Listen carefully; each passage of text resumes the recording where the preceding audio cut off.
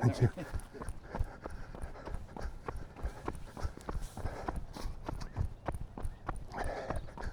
Morning, everybody.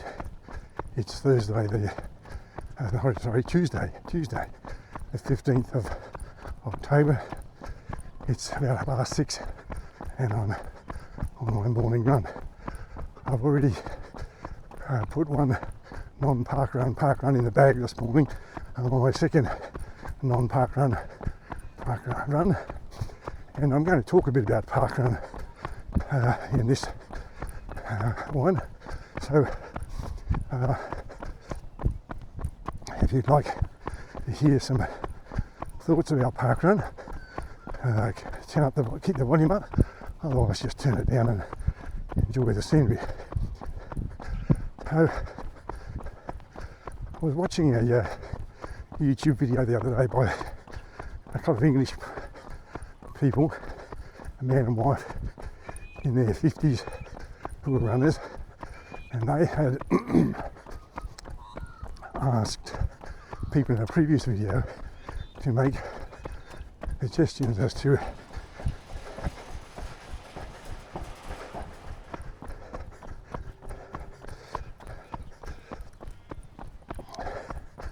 how parkrun could be better. And what they were doing in the video I was watching was reporting on what people had said. So I thought I'd sort of talk about what they'd said and have my opinions about it. The first suggestion that came to them was that parkrun should think about changing the starting times. Now in the UK, parkrun starts at 9 o'clock in England and 9:30 in Scotland, is what the couple said. Now,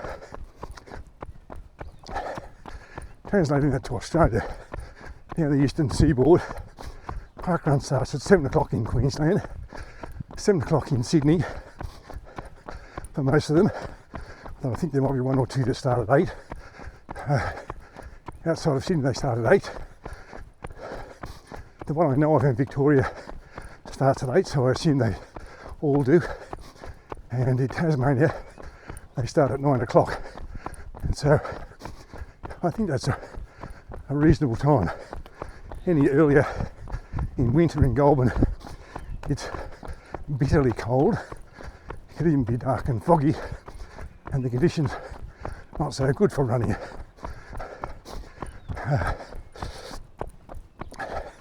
That definitely applies in Tasmania. Sometimes the fog is only just lifting in winter at 9 o'clock at the one I go to most of the time. So I think starting time is about right. But there's this to think about. There's one I go to in Sydney a bit when I'm up there staying with one daughter. It's about 15 minutes drive from her house to the parkrun. Not a distance I want to run. There's too much traffic. The roads are all too busy. So I take transport of some sort, car, motorcycle, whatever. I've often got there about 6:30. So it gives me time to do a bit of walking around the course and remind myself of it, a bit of warming up, that sort of thing. I see the volunteers arriving from about 20 to 7 onwards. Now if we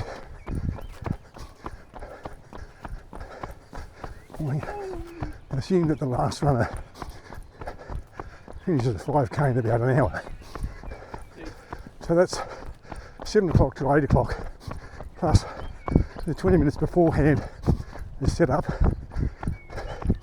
and some time afterwards to collect all the cones and markers and debrief and pick up any lost property and hold on to those car keys that somebody forgot and so on. The last volunteer might not leave until about 8:45, and they might have another 15 minutes or so to get home. Now, remembering that these people are volunteers and they're giving their time freely, and asking them to give an hour and a half or more of their time. Now, they still have to give the same amount of time if you change the starting time, but they've got into routines now, and once parkrun's over, they can get about the rest of their day. So I think the starting times here are about right. A second suggestion was that parkrun be made 10k instead of 5, and I can see lots of problems with that. First of all, there are lots of people who just come on a Saturday and do the parkrun. They're not out running every day of the week, and that's not a criticism of it, it's just a statement. Some people don't have the time or the inclination, they just like the Saturday parkrun to meet their friends, have a bit of a chat while they do the parkrun and so on. Again, if you assume that the last run I finishes in about an hour,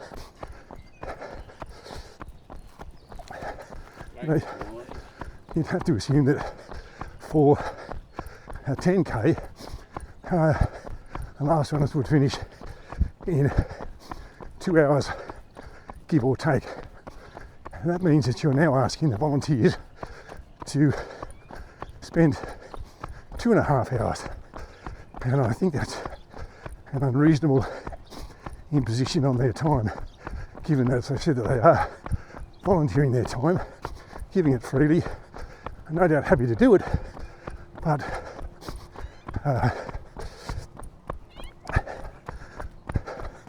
there's a limit to how much you can ask them to do.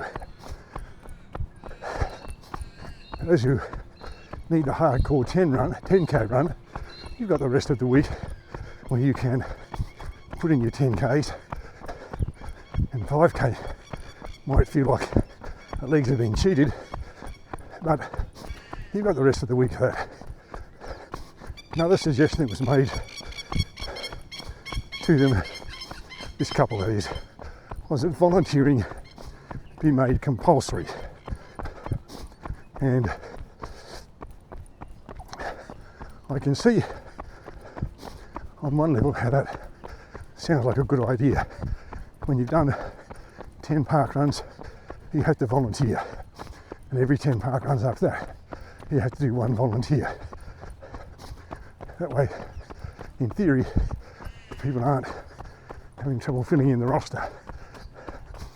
A couple of issues. One is, how do you police such a thing? Somebody gets to their 10 parkruns and they say, well, I'm just not going to go that one anymore, I'll go somewhere else. Or they don't go at all. So how do you police it and enforce it? But secondly, there's the whole notion that this is volunteering. There are people who volunteer because that's what they'd like to do. They don't want to run for whatever reason, too old, knees are gone, whatever their reason is. They just like to be part of the community of parkrun, and they like to be part of the event, and they feel they can give something by volunteering.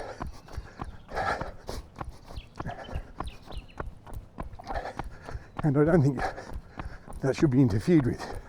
If you make something compulsory, it ceases to be volunteering, and then people do it grudgingly and grumblingly because they'd sooner be running or not doing that or whatever.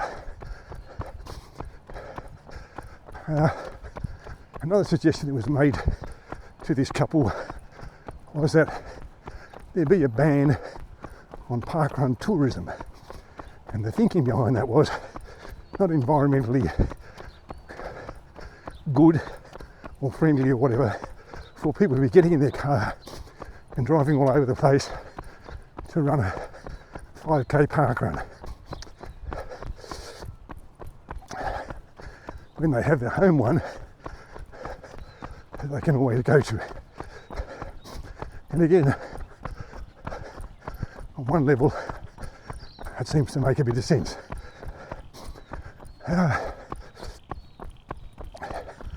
I've been to parkruns in Queensland, not because I've gone specifically for that purpose. I've been visiting Queensland, visiting family, and they've said, and they go to their local parkrun, and so naturally we go there on a Saturday. I've been visiting family in Sydney, and I've gone to the nearest parkrun. I was visiting family in Victoria, not the weekend past, the one before that, and I go to the parkrun that's there, and when I'm in Tasmania, there's a parkrun that I go regularly to, just near my house. I admit that I did go to the old barrel, I'm not sure what it was called, parkrun, a couple of times when Goulburn was cancelled because of water over the course. And at one time, pretty severe bushfires and lots of smoke, and the health people advised Goulburn to cancel theirs, and I wanted to run, so that was a case of me being a parkrun tourist. But again, I don't know how you enforce such a thing, for one thing, and secondly, one of the things that is good about parkrun is that you can go lots of places and find one to join and take part in, and the people will be glad to have somebody from out of town visit, and I reckon they do a lot to make you welcome and enjoy your run.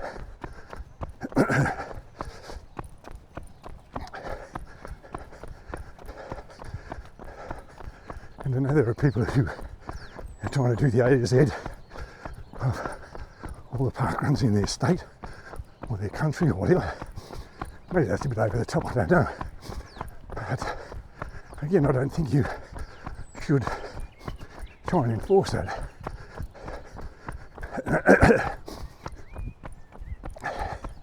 And in any case, how would you do that? One of the things that was suggested that people would like to see is the return of all that statistical data that was recently removed from all parkrun websites.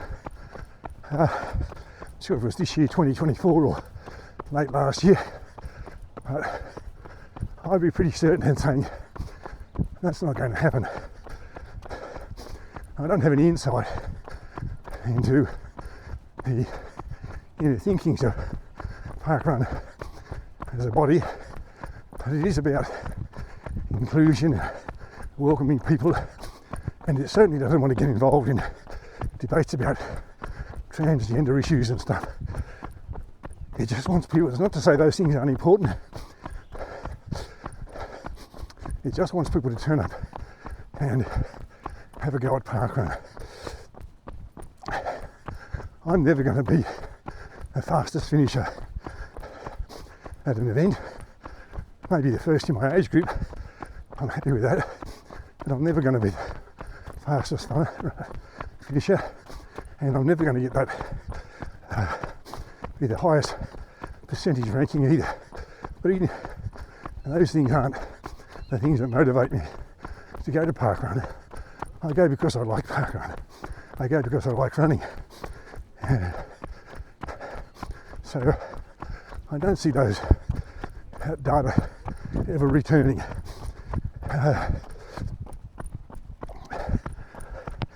People did like the results table as it's published, and I saw recently many parkruns, or some should I say, are now producing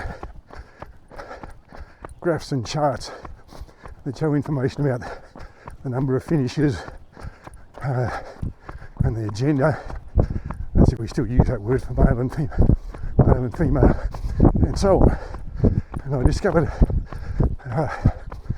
after talking to the people at Pepper Parkrun in Mattingly in Victoria, that is done by a browser extension, and it's a really simple copy and paste activity, and I did it for Goulburn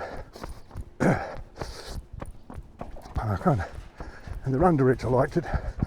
Other people seem to like it, so I said I would continue to do it.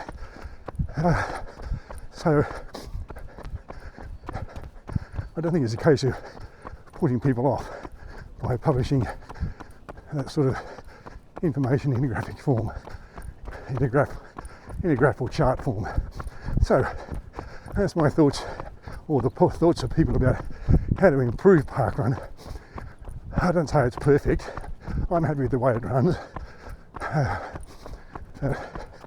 Anything that doesn't at least examine itself and think, how can we do this better or differently, or can we, is doomed to stagnation. So never any harm in talking about these ideas, and if you had some ideas about how parkrun in general could be made better, then I'd welcome them in the comments, and I would respond to them when I became aware of them. But my response doesn't necessarily reflect an official parkrun view or an official view of the people who are the run director and the others who are in charge of Goulburn Parkrun. Well, thanks for watching. Hope you enjoyed the commentary or the scenery, and I'll catch you in the next video.